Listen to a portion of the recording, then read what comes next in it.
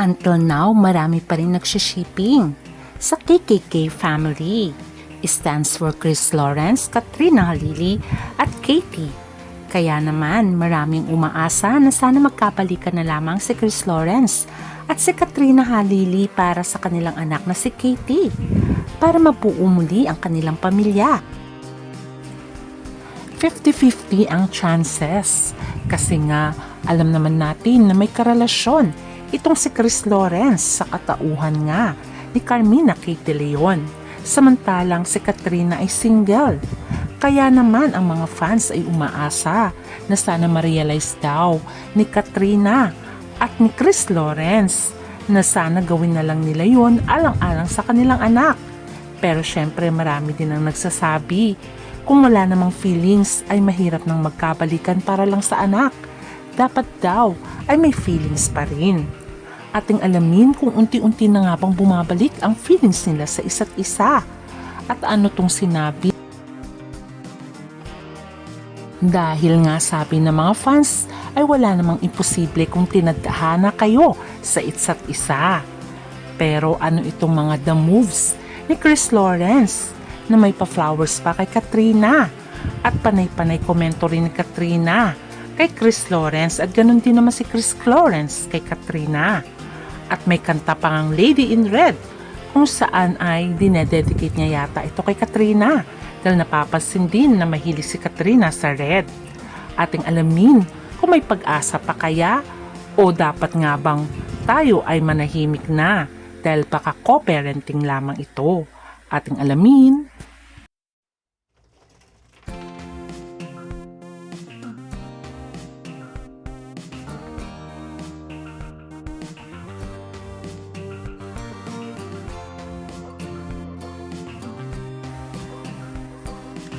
Inamin ni Katrina na nagsimula ang kanilang love story ni Chris Lawrence nung sila ay magtagpo sa isang US tour kung saan guest si Katrina at bagong singer pa lang noon si Chris Lawrence.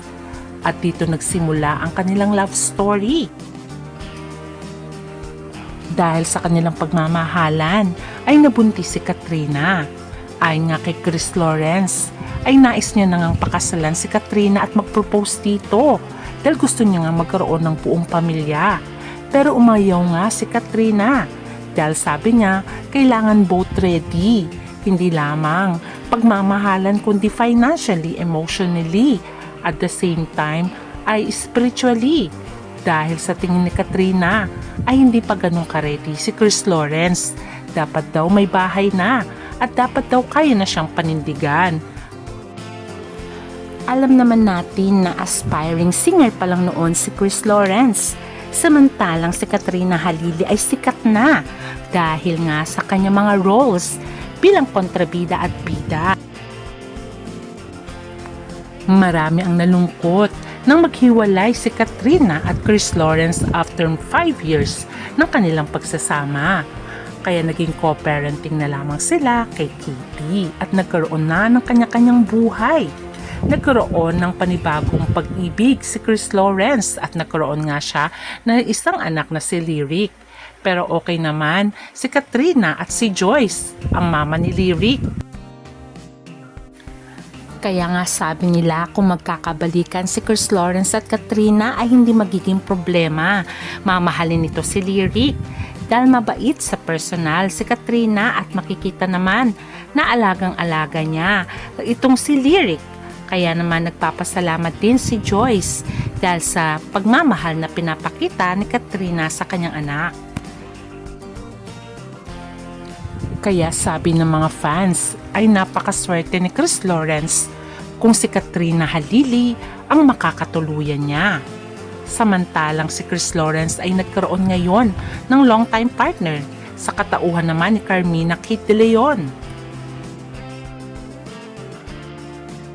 Marami ang nagsasabi, base sa observation ng mga fans, na itong si Carmina daw ang dahilan kung bakit nakipaghiwalay naman si Chris Lawrence kay Joyce na nanay ni Lyric. At ito pa lang si Carmina ay may 2 anak sa kanyang pagkadalaga. Although wala namang sinasabi kung sino nga ang ama ng kanyang mga anak.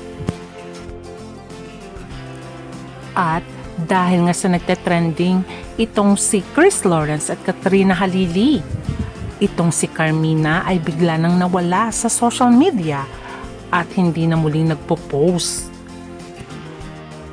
Marami din nagsasabi baka hiwalay na sila ni Chris Lawrence dahil nga laging nagagalit ito sa kanyang TikTok account at laging nagpaparinig dahil nga ba bumalik ang pagtitinginan ni Chris Lawrence at ni Katrina Halili at panay labas ng KKK family. Although kahit sabihin pa natin for the content only at para sa kapakanan ni Katie, co-parenting.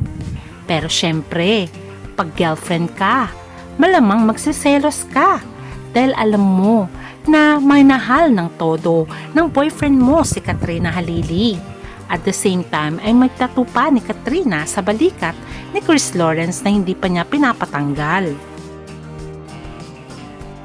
Kaya sabi nga nila ay dapat mag-giveaway na nga itong si Carmina Kate at makikita naman sa larawan ni Chris Lawrence na sobrang saya niya pagkasama niya si Katrina at ang kanyang anak na si Katie.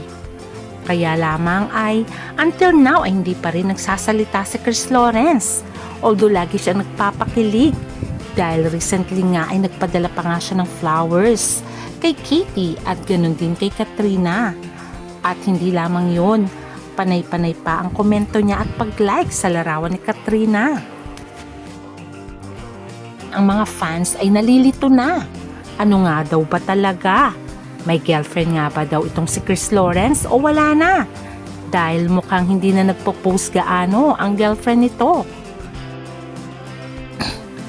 Meron din kasing nagsabi na nakafollow dito kay Carmina na ginagawa lamang daw yon ni Chris Lawrence para daw kay Katie at para daw sa content and collaboration. Kaya tuloy ang mga fans ay nainis kay Chris Lawrence, especially nang pinost nito na no label. Kaya naman maraming nag-unfollow sa kanya. Pero binawi din yon ni Chris Lawrence at binago niya. Kaya naman marami na naman ang kinilig sa dalawang ito nung Valentine's, kung saan pinati nga ni Chris Lawrence itong si Katrina Halili. Kahit na nasa US siya, ay nagpadala pa ito ng flowers sa kanyang mag-ina. At ang pink flowers kay Katie at red roses naman kay Katrina. Kaya naman ang mga fans sana nga daw ay nagiging totoo na si Chris Lawrence. Hindi dahil may bago itong ipapalabas na kanta, kaya ganun ang ginagawa niya sa kanyang mag-ina. Dahil alam naman natin na sikat si Katrina at Katie ngayon. Sana nga daw ay hindi ginagamit ni Chris Lawrence ang kanyang mag-ina para lamang din sa kanyang ilo-launch na kanta. At nananahimik ang kanyang girlfriend dahil alam din naman ng girlfriend niya na makikinabang din siya pagdating ng araw dahil nga magka-live-in sila. Kaya sabi ng mga fans, sana maging totoo si Chris Lawrence at sana mahal niya talaga ang kanyang mag-ina. At ang sabi pa nga ng mga fans, kung totoong for collaboration lamang at para kay Katie ang kanilang ginagawa, sana wala ng sweet-sweet pa para hindi daw umasa ang mga fans. Pero marami ding fans na nagsasabi, malay mo, totoo na sila sa kanilang sarili at mahal na nila ang isa't isa. Dahil may isang post dito, you will thank God much more if you will have a complete family with Katrina Halili, Katie, and Lyric plus 2 children if God permits. Kung saan naman ay nag-reply si Chris Lawrence ng praying. At meron pang comment kung saan, always bless your family, Katrina Halili P and Katie Love. God knows the right time, the right place, right person, and the right answer to your prayer. Kung saan naman nag-heart si Chris. Kaya nga ang wish and pray ng mga fans, sana ma-realize daw ng dalawang ito na mahal pa rin nilang isa't isa. Kita naman kung gaano sila kasaya pag magkasama. Iba talaga din ang chemistry nilang dalawa. Although sabi na natin may girlfriend si Chris, pero tignan nyo naman, para siyang kinikilig at parang nakakita ng crush sa katauhan ni Katrina. Tignan nyo kung paano siya tumitig kay Katrina Halili. Parang in love. Kaya sabi nga nila, Action speaks louder than words at hindi lamang yon, eyes don't lie. Kita ang kasiyahan at kilig nitong si Chris Lawrence pagkasama niya si Katrina. Agree ba kayo sa akin at nilalike niya rin itong larawan na ito kung saan nga ay maraming natuwa dahil nag-heart siya sa larawan ni Katrina. Kaya sino naman girlfriend hindi magsiselos kahit sabihin pa natin collaboration lamang ito at co-parenting. Alam naman natin na minahal ng husto ni Chris Lawrence itong si Katrina Halili at hindi na mawawala ang pagmamahal na yon dahil may anak sila. At kita mo nga dito sa mga kwento ni Katrina na nakakaiyak din talaga. Makikita mo na napapaisip si Chris Lawrence at nakatitig lang din siya kay Katrina habang ito ay umiiyak. Sana ma-realize nga daw ni Chris Lawrence na kesa mahalin niya daw nga itong si Carmina de Leon na may anak na sa iba, ay mahalin niya na lamang si Katrina para mabuo ang kanilang pamilya. Kaya naman anong masasabi nyo? Sana nakapag-isip-isip na nga daw itong si Chris Lawrence. Kaya panay ang kanyang like at panay message niya na sa kanyang mag-ina at hindi lamang yon. Hina-heart niya pa ang magagandang message para sa KKK family. Kaya yun ang karamihang mga prayers ng mga fans.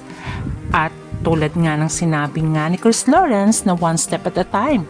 Sana nga i-correct niya na ang buhay niya at pumili siya kung sino nga ba ang pakikisamahan niya at pakakasalan niya.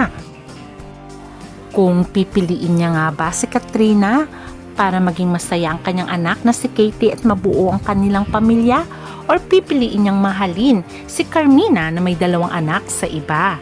What do you think? Fans at netizens, marami pa rin ang nag-wish na magkabalikan sila para mabuo ang pamilyang KKK. Marami na rin ang tanggap na nila na co-parenting na lamang si Chris Lawrence at Katrina Halili.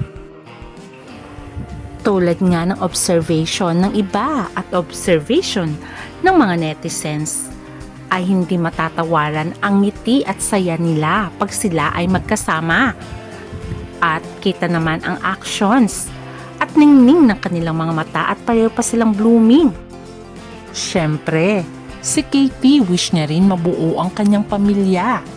Sabi nga nila, hanggat wala pang kinakasal sa kanilang dalawa ay may pag-asa pa. At for sure, sa panay-panay na kanilang labas at pagkikita, malay nyo magka-developan muli sila. Kaya ating aabangan kung may happy ending ba ang KKK family at kung mabubuo ba ang pamilya nila. Hanggang sa muli, bye!